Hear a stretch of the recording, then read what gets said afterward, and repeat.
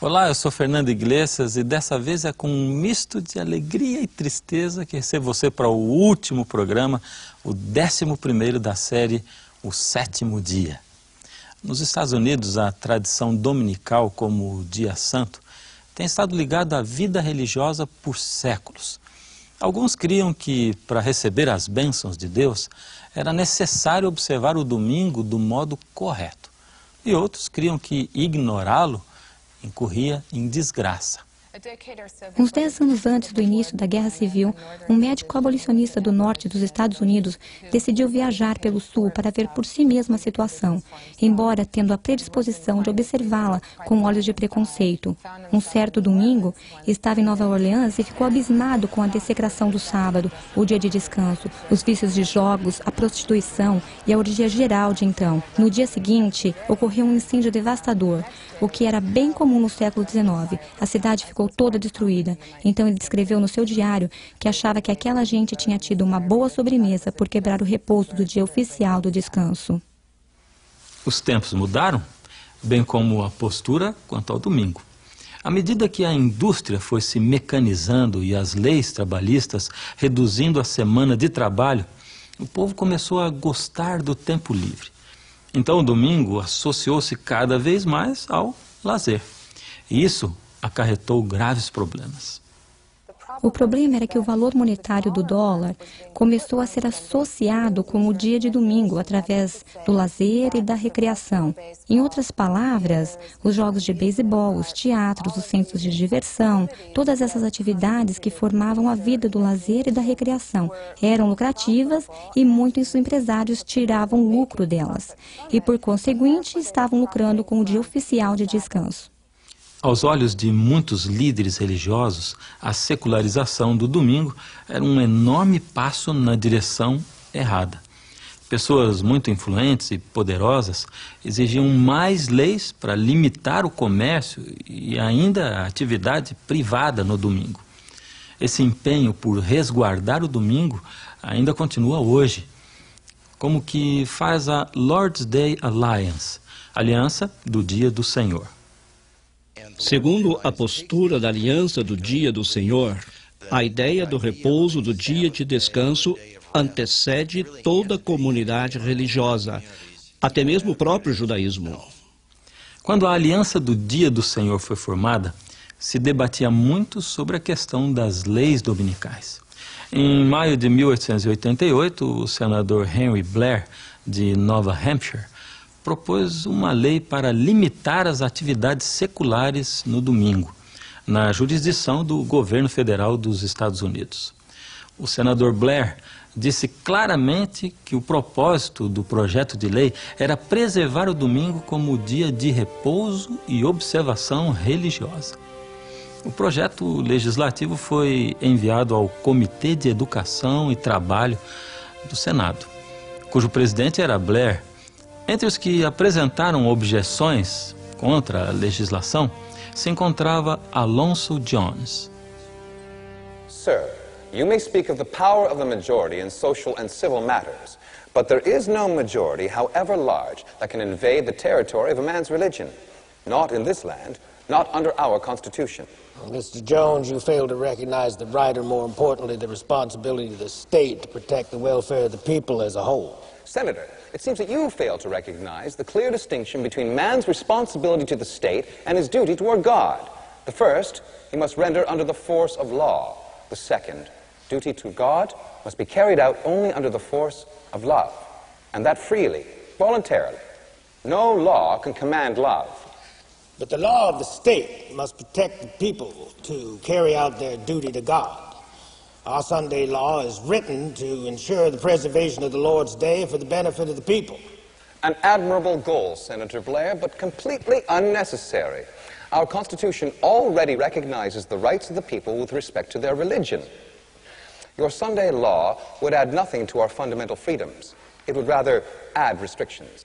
I'm afraid, sir, that you are blind to the realities of our age. If men owe a duty to God and do not willingly perform it, they become a corrupting influence in society. This proposed Sunday law would have a corrupting influence by introducing force and coercion into its observance. On the contrary, the intended effect is to enhance the Sabbath.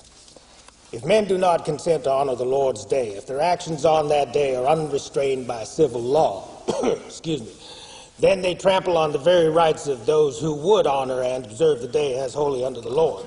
With all due respect, Senator, can you not see that your Sunday bill proposes to trample on the rights of the religious minorities? Do you really want to revert to those dark ages where church and state united to force men to violate their conscience and conform to an officially established religion? Now, that is an unworthy comparison, sir. Our Sunday law is for the ultimate benefit of the whole society. Is it not a legitimate function of the state to legislate on behalf of the common good? The common good of which you value so highly is not served by restricting the rights of one man's conscience in order to enlarge the rights of another.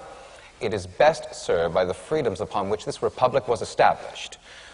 State-sponsored religious coercion defies the clear intent of the Founding Fathers. But this law provides an exemption for those who wish to worship on another day. Jews, Seventh-day Baptists, your Seventh-day Adventists, for example, who observe Saturday as the Sabbath. So where's the problem? The problem is... Why, just this morning, Mrs. Batum of the Women's Christian Temperance Union addressed this committee in support of such an exemption. She has conferred with representatives of 9 different groups who observe Saturday rather than Sunday, and you know how many of those approved the exemption? All of them. Every single one.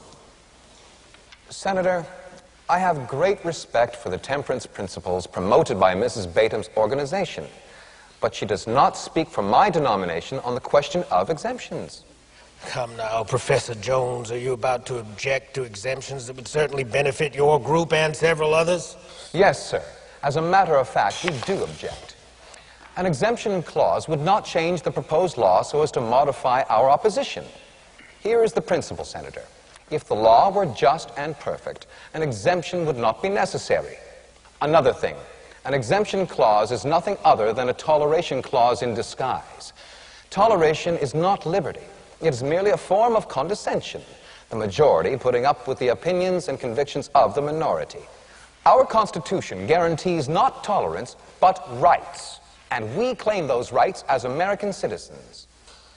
Mr. Jones, without yielding the point, let me move to another question. How would you react if we were to rewrite this bill as a Saturday law, with Saturday as the Sabbath, not Sunday at all? I suppose you would take a very different position. To the contrary, Senator. All laws that attempt to force the conscience are manifestly unchristian and unconstitutional by their very nature. Therefore, Senator, we are against every Sunday law that has ever been made since the first one enacted by Constantine to the one you are proposing now. And if you changed it from a Sunday law to a Saturday law, we would oppose it just as firmly.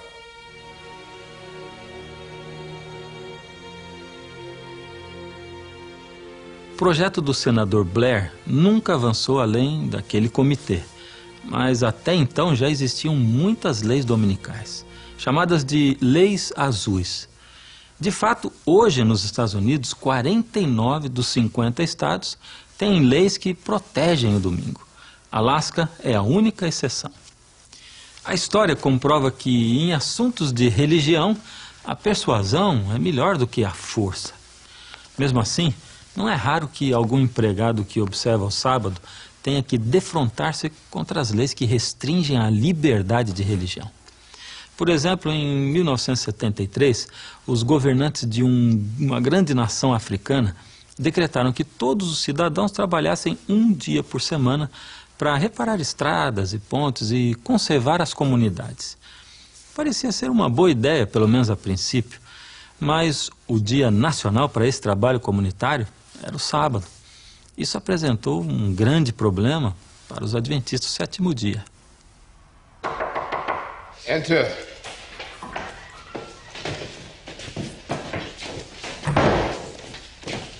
Sir, this is Gideon Kadenda. Yes, Kadenda. Thank you for coming, Citizen Kadenda. Where'd you find him? What was he doing? He was right there at his church with the others. 50, maybe 60 people. He was in front saying a prayer. There was only 2 of us, so we couldn't bring them all. We tried to talk some sense into him, to make him tell them to leave the church. The others, they're still there in the church? Yes, at first, they tried to follow us. We told them to leave, get to work, and they went back to the church. Okay. Citizen Cadenda, tell me, what did you see out there as my men brought you here? People working. Yes. They're filling the holes in the roads. They're cutting the bushes and the weeds. They're doing these things here, and all over this country, others are doing the same. And do you know why? Why are people all over this nation working in their communities today? National Service Day. So, you do know it's National Service Day. Today and every Saturday of the year is National Service Day. But for some reason, you do not join your fellow citizens in working for the good of your community and your country. Instead, you are at church. But I am happy to serve my country on another day of the week. Just pick the day and I will do it. Chair. Sit down, please. The law of the land says Saturday is National Service Day. So that is the day that we all will do our work in our community. That includes you and all the people in your church. You are their leader, so you must tell them. Even if I tell them, they won't do it. Not on a Saturday. Saturday is God's Sabbath. You can tell them now that has changed. Let them worship God some other day. I cannot change the day. Saturday is God's Sabbath, not mine. It is His commandment that we keep it. I cannot change it. Listen well, Cadenda. Make your people act like good citizens, or you will personally suffer the consequences. This bruise on your face will seem like a mosquito bite. Take him, lock him up. Sir, look at me. These men, they have beaten me. My blood is on my shirt and on your hands. They may beat me again, perhaps kill me. But this will not change anything. I cannot tell my church members to break the laws of God. We'll see, Gideon Cadenda. We'll see about that.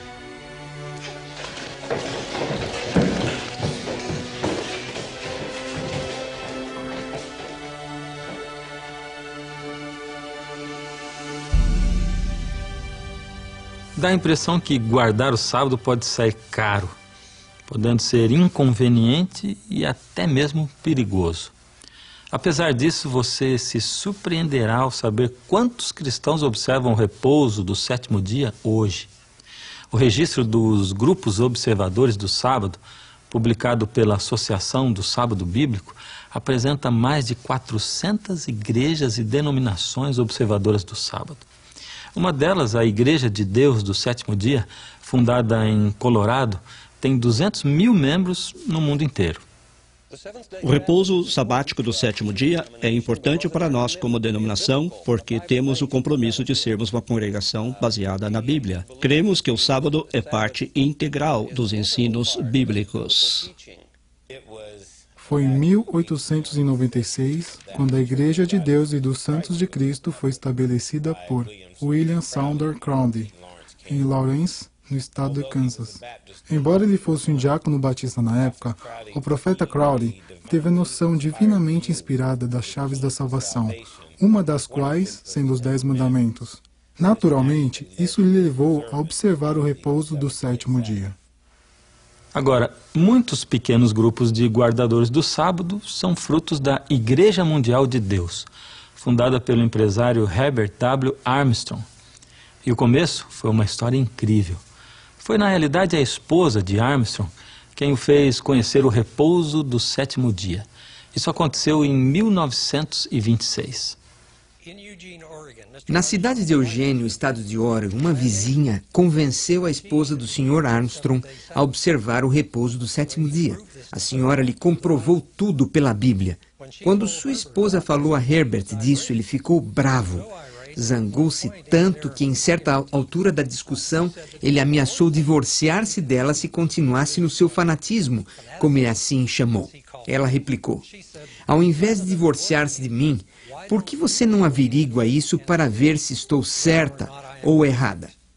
Armstrong não se divorciou da sua esposa. Pelo contrário, ele aceitou o desafio e passou alguns meses pesquisando na biblioteca.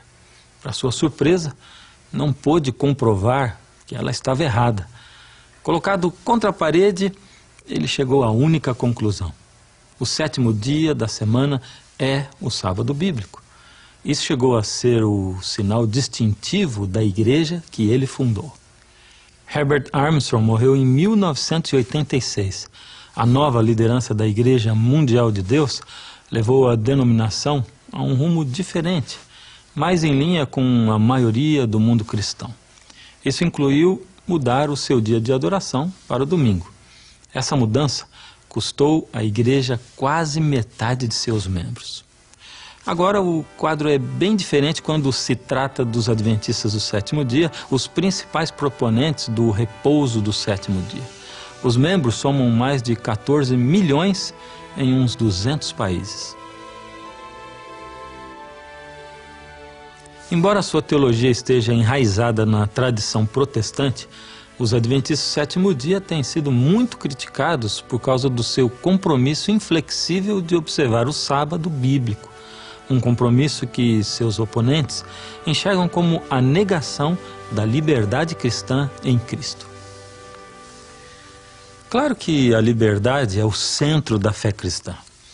E é certo que há pessoas que dizem que guardar o repouso do 7º dia é negar a liberdade cristã, que observar o sábado é ser legalista, um modo de ganhar a salvação pela obediência. Será realmente legalismo a verdadeira observância do sábado? Deus instituiu o sábado na criação antes do pecado. Era legalismo então? Se não era, o que faz naturalmente legalista agora? Quando Deus deu o maná por 40 anos no deserto, o maná não caía no sábado. Era isso legalismo? Quando Deus deu os 10 mandamentos, eram legalistas todos os 10? Estava Deus impondo um código legalista? De maneira alguma. A obediência não é legalismo. Na realidade, a obediência é a expressão do nosso amor e gratidão a Deus por sua graça e salvação. Bem, quase todos os teólogos cristãos concordam que a base da salvação são as promessas de Deus, sua aliança no lugar das obras da pessoa. Por isso eles insistem que guardar o sábado, conforme o mandamento, não é necessário.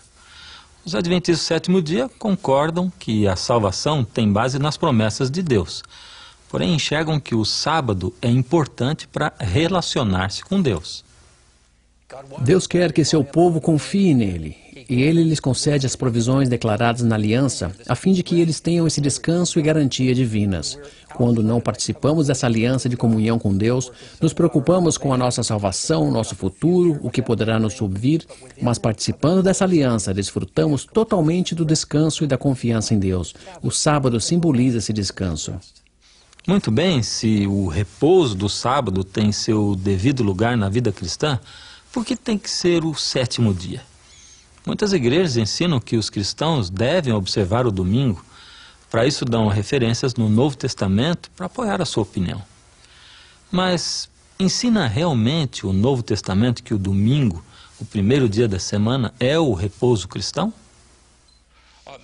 O primeiro dia é mencionado no Novo Testamento, até parece que os cristãos se reuniram uma ou duas vezes no primeiro dia da semana. Porém, não houve nenhuma transferência da importância do repouso do 7º dia para o primeiro dia da semana. O domingo não se converteu no dia de repouso, nem se converteu no dia quando se celebra a atividade criadora de Deus. Simplesmente não é dia de culto cristão, o qual ainda é o 7º dia, o sábado. Agora, há uma consideração que nem sempre se leva em conta. Ou seja, o lugar do sábado na profecia, particularmente no livro de Apocalipse. Aqui o drama profético se desdobra, representando simbolicamente uma guerra entre Cristo e Satanás, o seu inimigo. É o conflito dos séculos permeando todos os eventos humanos. Culmina com o clímax emocionante da proclamação dos mensageiros angélicos. E vi outro anjo voando pelo meio do céu, e tinha o evangelho eterno para proclamar aos que habitam sobre a terra, dizendo com grande voz: temei a Deus e dai-lhe glória, porque vinda é a hora do seu juízo. E adorai aquele que fez o céu e a terra e o mar e as fontes das águas. No contexto dos eventos e cenas finais desse drama, tendo vindo a hora do seu juízo, os habitantes da terra são convocados a adorar a Deus. Logo, Deus é descrito com a linguagem do quarto mandamento, onde Deus é representado como Criador de todas as coisas. E já que a passagem ressoa as palavras do quarto mandamento, não creio que se tenha que discorrer muito para entendermos que nessa altura mais importante do drama, os habitantes da terra são notificados a volver a adorar ao Deus Criador no seu dia de descanso, o repouso do sábado no sétimo dia. Assim, o sábado faz parte do plano divino para restabelecer a relação entre ele e os seres humanos. Mesmo num mundo onde o verdadeiro propósito e significado têm sido esquecidos, onde a fé desfalece em meio à infidelidade, mesmo num mundo assim, o sábado continua emitindo o chamado de Deus à alma humana. Dessa forma, as páginas perdidas da história revelam um maravilhoso relato desse dia quase esquecido, o sétimo dia, o dia bíblico de repouso e santa adoração. Nós o traçamos desde a sua origem na criação bíblica, quando Deus o estabeleceu como memorial da sua obra criadora e definição do ciclo semanal. O acompanhamos durante a época de Jesus na Terra, cujo ministério lhe deu novo significado. Temos visto como tem continuado, apesar das tentativas de ser regulado, soterrado ou banido. Descobrimos também evidências antigas do sábado em lugares tão diversos como Irlanda e Etiópia, onde sobreviveu à oposição e ao ataque por séculos. O vimos revivificado nos ensinos dos primeiros anabatistas e dos homens do sétimo dia ingleses. O vimos sendo preservado ante a perseguição e o martírio. Também o vimos sendo reintegrado à atenção do mundo quando milhares e milhares de cristãos estão descobrindo por si mesmos o lugar do repouso do sétimo dia na experiência religiosa bíblica. E a Bíblia complementa esse quadro do sábado ao nos dar uma visão da vida por vir, a vida futura num universo perfeito. Ouça o seguinte: porque como o novo céu e a nova terra que hei de fazer estarão diante da minha face, de uma lua nova até a outra e de um sábado até o outro, virá toda a carne adorar perante mim, diz o Senhor. Desse modo, o sábado, o memorial da obra criadora e redentora de Deus, faz parte do seu desígnio para o futuro da raça humana. Começando com uma terra que saiu das mãos do Criador, até a nova terra perfeitamente restaurada, o sábado se posiciona como um santuário no tempo, transcendendo a história e projetando a promessa do repouso até o futuro eterno.